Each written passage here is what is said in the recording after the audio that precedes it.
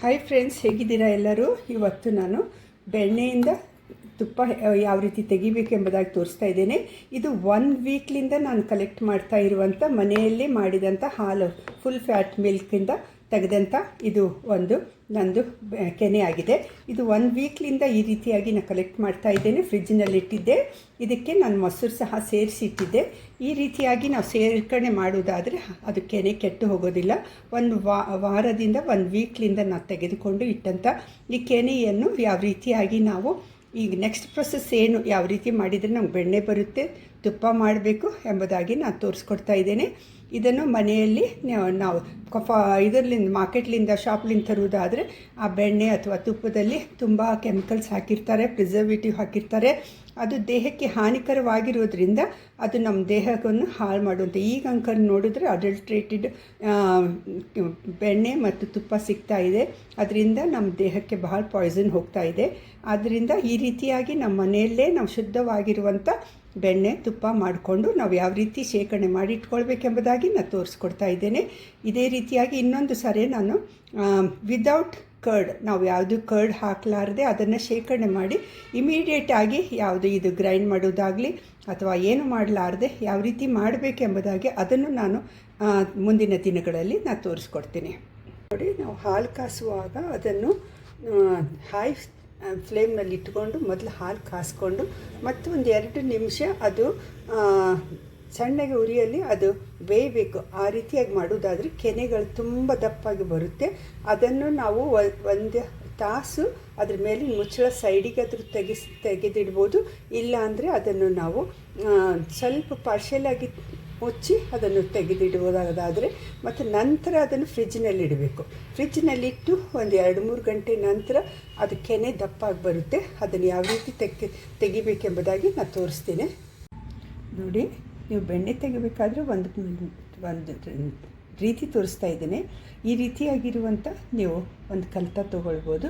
ಇದು ಎಲ್ಲರ ಮನೆಯಲ್ಲಿರುತ್ತೆ. ಈ ರೀತಿಯಾಗಿ ನೀವು ತಗೊಂಡು ಇವಾಗ ಈ ರೀತಿಯಾಗಿ ಸುತ್ತಲಿಂದ ತಗೊಂಡು ಈ ರೀತಿಯಾಗಿ ತೆರೆಯೋದಾದರೆ ನಿಮಗೆ ತುಂಬ ಚೆನ್ನಾಗಿ ದಪ್ಪ ಆಗಿರುವಂಥ ಕೆನೆ ಬರುತ್ತೆ. ನೋಡಿ, ಸ್ಪೂನಲ್ಲಿ ತೆಗೆಯೋದಾದರೆ ಅದರಲ್ಲಿ ಹಾಲು ಎಲ್ಲ ಸರಿಯಾಗಿ ಬರೋದಿಲ್ಲ, ಜಾಸ್ತಿ ಬರೋದಿಲ್ಲ. ಇವಾಗ ಇದು ನೋಡಿ, ಈ ರೀತಿಯಾಗಿ ನೀವು ತೆಗೆದು ಇದರಲ್ಲಿ ಹಾಕಬೇಕು.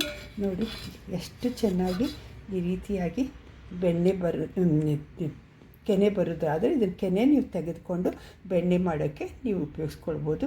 ಈ ರೀತಿಯಾಗಿ ನೀವು ಶೇಖರಣೆ ಮಾಡಿ ಇದನ್ನು ನೀವು ಯಾವ ರೀತಿ ತುಪ್ಪ ಮಾಡೋದಕ್ಕೆ ನಿಮ್ಗೆ ಕೆನೆ ಬೇಕಾಗುತ್ತೋ ಅದನ್ನು ನೀವು ಈ ರೀತಿಯಾಗಿ ಎಲ್ಲ ಸೈಡ್ಲಿಂದ ತಕ್ಕೊಂಡು ನಂತರ ಅದನ್ನು ನಾವು ಕೆನೆ ಸೆಂಟರ್ನಿಂದ ತೆಗೆಯೋದಾದರೆ ತುಂಬ ಚೆನ್ನಾಗಿ ನಿಮಗೆ ಕೆನೆ ಬರುತ್ತೆ. ಈ ರೀತಿಯಾಗಿ ಉಪಯೋಗಿಸ್ಕೊಂಡು ನೀವು ನಿಮ್ಮ ಬೆಣ್ಣೆಯನ್ನು ತೆಗೆಯೋದಕ್ಕೆ ಕೆನೆಯನ್ನು ಉಪಯೋಗಿಸ್ಕೊಳ್ಳಿ. ನೋಡಿ, ಅದಕ್ಕೆ ಸ್ವಲ್ಪ ನಾನು ಮಿಕ್ಸಿ ಗ್ರೈಂಡರ್ಗೆ ಹಾಕಿಕೊಂಡು ಅದನ್ನು ನಾನು ಇಟ್ಟಿದ್ದೇನೆ. ಮತ್ತು ಅದಕ್ಕೆ ನಮಗೆ ಚಿಲ್ಡ್ ವಾಟರ್ ಬೇಕಾಗ್ತದೆ. ಕೋಲ್ಡ್ ವಾಟರ್ ಇರೋದಾದರೆ ಬೇಗನೆ ಬೆಣ್ಣೆ ಮೇಲೆ ಬರುತ್ತೆ. ಆದ್ದರಿಂದ ನಾವು ಚಿಲ್ಡ್ ವಾಟರ್ ಸಹ ಅದಕ್ಕೆ ಸ್ವಲ್ಪ 1 ಗ್ಲಾಸ್ನಷ್ಟು, ಅರ್ಧ ಗ್ಲಾಸ್ನಷ್ಟು ಹಾಕ್ಕೊಂಡು ನಾವು ಗ್ರೈಂಡ್ ಮಾಡ್ಕೊಂಡು ಬರೋಣ. ನೋಡಿ, ಕೋಲ್ಡ್ ವಾಟರ್ ಹಾಕಿ ನಾವು ಮಾಡಿದಾಗ ಈ ರೀತಿಯಾಗಿ ಬೆಣ್ಣೆ ಮೇಲ್ಗಡೆ ಬಂದುಬಿಡುತ್ತೆ. ನೋಡಿ, ಎಷ್ಟು ತಿಕ್ಕಾಗಿರುವಂಥ ಬೆಣ್ಣೆ ಬಂದಿದೆ. ಇದನ್ನು ನಾವು ಬೇರೆ ಪಾತ್ರೆಗೆ ನಾವು ಹಾಕಿಕೊಳ್ಳೋಣ. ಅಂದರೆ ನಂತರ ಅದನ್ನು ತುಪ್ಪ ಮಾಡೋಕ್ಕಿಂತ ಮುಂಚೆ ಈ ಬೆಣ್ಣೆಯನ್ನು ತೆಗೆದು ಶೇಖರಣೆ ಮಾಡಿಟ್ಟುಕೊಂಡು ನಾವು ಯಾವುದಕ್ಕಾದರೂ ಅಡುಗೆಗಾಗಿ ನಾವು ಉಪಯೋಗಿಸ್ಕೊಳ್ಬೋದು. ಇಲ್ಲ ಅಂತಂದರೆ ನಾವು ಇದನ್ನು ಡೈರೆಕ್ಟಾಗಿ ಇವಾಗ ತುಪ್ಪ ಮಾಡ್ಕೊಳ್ಬೋದು. ನಿಮಗೆ ಅದು ಆಮೇಲೆ ಕೆಳಗಡೆ ಉಳಿಯುವಂಥದ್ದು ನೀರು, ಇದು ಬಟರ್ ಮಿಲ್ಕ್ ಆಗಿರುತ್ತೆ. ಬಟರ್ ಮಿಲ್ಕ್ ಇದು. ನೀವು ಅದನ್ನು ಕುಡಿಯೋದಕ್ಕಾಗಲಿ ಬೇರೆ ಯಾವುದಾದ್ರೂ ಡಿಶಸ್ಗೆ ನೀವು ಯೂಸ್ ಮಾಡ್ಕೊಳ್ಬೋದು. ನೋಡಿ, ಈ ರೀತಿಯಾಗಿ ಎಲ್ಲ ಬೆಣ್ಣೆ ತೆಗೆದು ಬರೋಣ. ಇದು ಫಸ್ಟ್ ಬ್ಯಾಚ್ ಆಗಿದೆ. ಇನ್ನು ಸೆಕೆಂಡು ಇದರಲ್ಲಿರುವಂಥ ಮಜ್ಜಿಗೆಯನ್ನು ನಾನು ಬೇರೆ ಪಾತ್ರೆಯಲ್ಲಿ ತೊಗೊಂಡಿದ್ದೇನೆ. ಇದೇ ರೀತಿಯಾಗಿ ಮತ್ತೆ ನಾವು ಹಾಕ್ಕೊಂಡು ಗ್ರೈಂಡ್ ಮಾಡಿಕೊಂಡು ಬರೋಣ. ನೋಡಿ ಪ್ರಿಯರೇ, ಇವಾಗ ಇಷ್ಟೊಂದು ನನಗೆ ಬೆಣ್ಣೆ ಬಂದಿದೆ. ಇದನ್ನು ನಾವು ನಿಮಗೆ ಬೇಕಾದರೆ ಇದನ್ನು ನೀವು ಕಲೆಕ್ಟ್ ಮಾಡಿ ಇಟ್ಕೊಳ್ಬೋದು. ನಿಮಗೆ ಯಾವುದಾದ್ರೂ ಅಡುಗೆಗೆ ಬೇಕಾದರೂ ಅದನ್ನು ಉಪಯೋಗಿಸ್ಕೊಳ್ಬೋದು. ಇಲ್ಲಾಂದರೆ ಬ್ರೆಡ್ ಸ್ಪ್ರೆಡ್ಗೆ ಮಾಡ್ಕೊಳ್ಳೋಕ್ಕೆ ಅಥವಾ ಸ್ಯಾಂಡ್ವಿಚ್ ಮಾಡೋಕ್ಕೆ ಇಟ್ಕೊಳ್ಬೋದು. ಅಥವಾ ಮಕ್ಕಳಿಗೆ ಊಟಕ್ಕೆ ಕೊಡೋದಕ್ಕೆ ಸಹ ನೀವು ಇಟ್ಕೋಬೋದು. ಇಲ್ಲ ಅಂದರೆ ಇದನ್ನು ನಾವು ತುಪ್ಪ ಮಾಡೋದಕ್ಕೆ ಇಟ್ಕೊಳ್ಬೇಕು. ಅದಕ್ಕಿಂತ ಮುಂಚೆ ಒಂದು ಸ್ವಲ್ಪ ಇದನ್ನು ಸ್ವಚ್ಛಾಗಿ ತೊಳ್ಕೊಳ್ಬೇಕು. ಇದರಲ್ಲಿ ಇನ್ನೂ ಮಜ್ಜಿಗೆ ಆ ಥರ ವೈಟ್ ಇದೆ. ಆದ್ದರಿಂದ ಇದನ್ನು ತೊಳ್ಕೊಂಡು ಕ್ಲೀನಾಗಿ 1-2 ಸರಿ ತೊಳ್ಕೊಂಡು ಕ್ಲೀನ್ ಆದಮೇಲೆ ಅದನ್ನು ನಾವು ತುಪ್ಪ ಮಾಡೋಕ್ಕಿಡೋಣ. ಮತ್ತು ಇದರಲ್ಲಿ ನಾನು ಶೇಖರಣೆ ಮಾಡಿದಂಥ ಇನ್ನೂ ಇದು ಆಗಿಲ್ಲ, ಏನಂತಾರೆ ಮಜ್ಜಿಗೆ ಇದೆಯಲ್ಲ, ಆ ಮಜ್ಜಿಗೆನ ಇನ್ನೊಂದು ಆವರ್ತಿ ನಾವೇನು ಮಾಡ್ಕೊಳ್ಳೋಣ, ಬೀಟ್ ಮಾಡಿಕೊಂಡು ಮಿಕ್ಸಿಗೆ ಹಾಕ್ಕೊಂಡು ನೋಡಿ ಅದರಲ್ಲಿ ಇನ್ನೂ ತುಪ್ಪ ಬರುತ್ತೆ. ಆ ತುಪ್ಪವನ್ನು ಸಹ ನಾವು ತೆಗೆದುಕೊಂಡು ನಾವು ತುಪ್ಪಕ್ಕೆ ಬೆಣ್ಣೆ ಬರುತ್ತೆ, ಆ ಬೆಣ್ಣೆನ ತುಪ್ಪ ಮಾಡೋಕ್ಕೆ ಇಡೋಣ. ಈ ತುಪ್ಪ ಮಾಡೋ ಪ್ರೊಸೆಸ್ದಲ್ಲಿ ಒಂದು ಟಿಪ್ ಇದೆ. ನೀವು ಕ್ರೀಮ್ ತೊಗೊಂಡು ನೀವು ಜಾರ್ಗೆ ಹಾಕ್ಕೊಂಡು ನೀವು ಅದನ್ನು ಮಿಕ್ಸಿ ಜಾರ್ನಲ್ಲಿ ಹಾಕ್ಕೊಂಡು ಬೀಟ್ ಮಾಡುವಾಗ ನೀವು ಚಿಲ್ಡ್ ಅಥವಾ ಕೋಲ್ಡ್ ವಾಟರ್ ಮಾತ್ರ ಉಪಯೋಗಿಸ್ಕೊಳ್ಳಿ.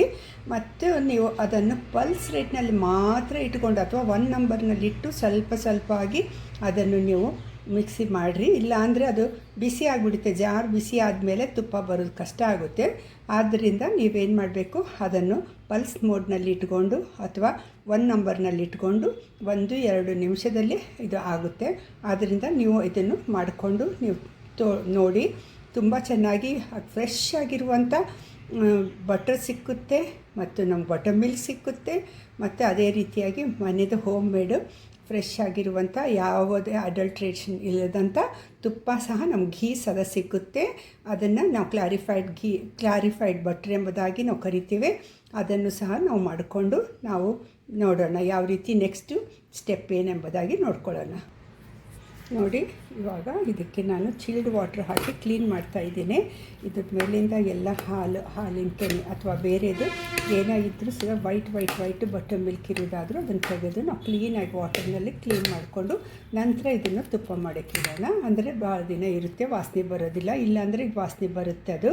ಆದ್ದರಿಂದ ನೀವೇನು ಮಾಡಬೇಕು, ಇದರಲ್ಲಿರುವಂಥ ಎಲ್ಲ ವೈಟ್ ಆಗಿರುವಂಥದ್ದನ್ನು ತೆಗೆದು ಹಾಕಿ ಬಟರ್ ಮಿಲ್ಕ್ ಕಂಟೆಂಟ್ ಆಗಲಿ ಅದು ಹಾಲಿನ ಕಂಟೆಂಟ್ ಆಗಲಿ ತೆಗೆದು ಹಾಕಿ ನೀವು ಇದನ್ನು ಸ್ವಚ್ಛಾಗಿ ತೊಳ್ಕೊಂಡು ನಂತರ ಅದನ್ನು ಶೇಖರಣೆ ಮಾಡಿಟ್ಕೊಳ್ಳಿ.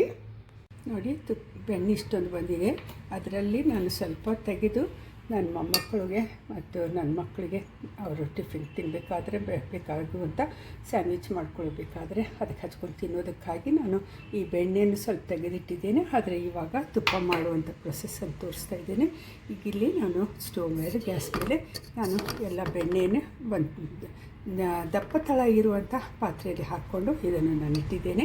ಇದನ್ನು 2-3 ಸರಿ ನಾನು ಮೊದಲೇ ತೊಳ್ಕೊಂಡಿದ್ದೇನೆ. ಮತ್ತು ಇವಾಗ ಇದನ್ನು ಇದ್ರ ಮೇಲೆ ಇಡ್ತಾ ಇದ್ದೇನೆ. ಇದನ್ನು ನಾವು ಕಾಯಿಸಲು ಇಡೋಣ. ನೋಡಿ, ಈಗ ಇದು ಕರಗ್ತಾ ಇದೆ. ಬೆಣ್ಣೆ ಕರಗಿ ಪೂರ್ತಿಯಾಗಿ ಇದ್ರ ಮೇಲಿರುವಂಥ ಎಲ್ಲ ಬಬಲ್ಸ್ ಹೋಗಬೇಕು. ಈ ಬಬಲ್ಸ್ ಹೋದ್ಮೇಲೆ ಅದು ತುಪ್ಪ ಆಗುತ್ತೆ.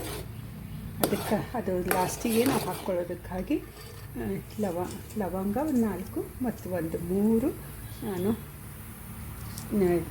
ಏಲಕ್ಕಿನೂ ತೊಗೊಂಡಿದ್ದೇನೆ. ಅದು ಮೇಲೆ ಸಿಪ್ಪೆಯನ್ನು ಬಿಡಿಸಿದ್ದೇನೆ. ಅದು ಪೂರ್ತಿ ಪುಡಿ ಮಾಡಿಲ್ಲ ಅಥವಾ ಅದನ್ನು ಮಾಡಲ್ಲ, ಹಾಗೆ ಓಪನ್ ಮಾಡಿ ಹಾಕ್ತಾಯಿದ್ದೇನೆ ಇದಕ್ಕೆ. ಇದು ತುಂಬ ಚೆನ್ನಾಗಿ ಇದು ಬಾಯ್ಲ್ ಆಗಿ ಟ್ರಾನ್ಸ್ಪರೆಂಟ್ ಆಗಬೇಕು. ಅಲ್ಲಿವರೆಗೂ ನಾವು ಇದನ್ನು ಬೇಯಿಸ್ಕೊಳ್ಳೋಣ. ನೋಡಿ, ತುಂಬ ಹೈ ಫ್ಲೇಮ್ ಇದ್ದರೆ ಮೇಲೆ ಬಂದುಬಿಡುತ್ತೆ, ಉಕ್ಕಿಬಿಡುತ್ತೆ. ಆದ್ದರಿಂದ ಇದನ್ನು ನಾವು ಯಾವಾಗಲೂ ಮೀಡಿಯಮ್ ಫ್ಲೇಮ್ ಅಥವಾ ಲೋ ಫ್ಲೇಮ್ನಲ್ಲೇ ಇಟ್ಕೊಂಡು ಕಾಯಿಸ್ಬೇಕಾಗ್ತದೆ. ಇಲ್ಲಾಂದರೆ ಬೇಗನೆ ಉಕ್ಕಿ ಬಂದು ಇದೆಲ್ಲ ಚೆಲ್ಲಿ ಹೋಗ್ತದೆ. ಯಾವ ರೀತಿಯಾಗಿ ಹಾಲು ಉಕ್ಕುತ್ತದೋ ಆ ರೀತಿಯಾಗಿ ಉಕ್ಕುತ್ತೆ ಮತ್ತು ನಮ್ಮದೆಲ್ಲ ತುಪ್ಪ ಎಲ್ಲ ವೇಸ್ಟ್ ಆಗುತ್ತೆ. ಆದ್ದರಿಂದ ಇದನ್ನು ನಾವು ಇದೇ ರೀತಿಯಾಗಿ ಕೈ ಆಡಿಸುತ್ತಾ ಇದನ್ನು ಲೋ ಫ್ಲೇಮ್ನಲ್ಲೇ ಇಟ್ಕೊಂಡು ನಾವು ಬೇಯಿಸಬೇಕಾಗ್ತದೆ. ಇದನ್ನು ತುಂಬ ಚೆನ್ನಾಗಿ ಒಂದು ಆರೆಂಜ್ ಕಲರ್ ಅಥವಾ ಗೋಲ್ಡನ್ ಕಲರ್ ಬರುವವರೆಗೂ ನಾವು ಟ್ರಾನ್ಸ್ಪರೆಂಟ್ ಆಗುವವರೆಗೂ ಇದನ್ನು ನಾವು ಕಾಯಿಸ್ಕೊಳ್ಳೋಣ. ನೋಡಿ, ಈಗ ಅದು ಉಕ್ಕಿ ಬರೋದು ಕಡಿಮೆ ಆಗಿದೆ. ಇದು ಇವಾಗ ಬಾಯ್ಲ್ ಆಗ್ತಾಯಿದೆ. ಇದೇ ಹದದಲ್ಲಿ ನಾವು ಅದು ಗೋಲ್ಡನ್ ಬ್ರೌನ್ ಆಗುವವರೆಗೂ ನಾವು ಕಾಯಿಸ್ಕೊಳ್ಳೋಣ.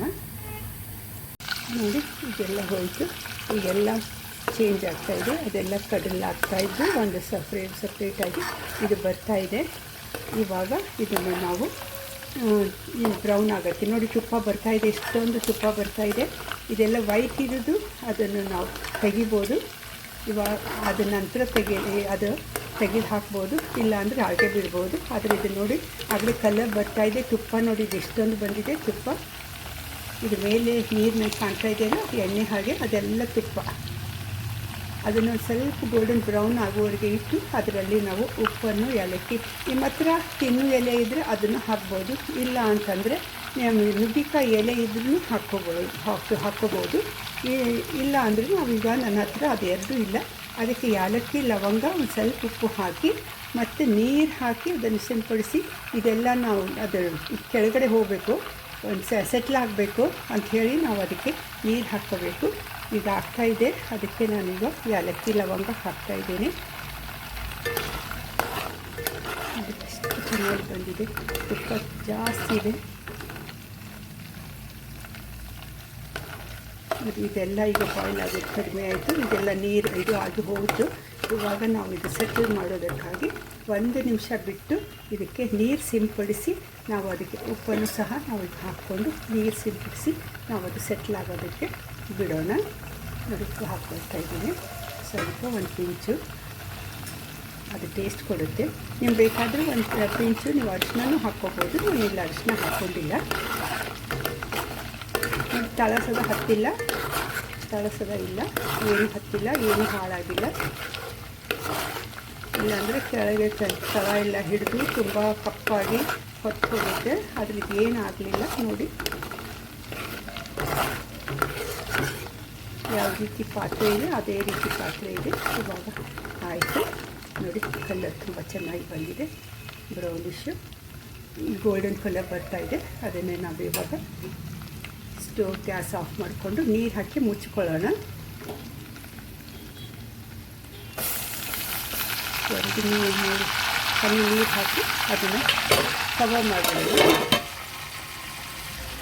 ಈ ಕವರ್ ಮಾಡೋದ್ರಿಂದ ಅದು ಮೇಲೆ ಎಲ್ಲ ಸಿಡಿಬಾರ್ದು, ಮುಖಕ್ಕೆಲ್ಲ ಸಿಡಿತದೆ. ಅದಕ್ಕಿಂತ ಅದು ಮುಚ್ಚಿಬಿಡೋದು ಮತ್ತು ಅದನ್ನು ಎಲ್ಲ ಸೆಟ್ಲ್ ಆಗುತ್ತೆ. ತುಪ್ಪ ಮಾತ್ರ ಮೇಲಿರುತ್ತೆ.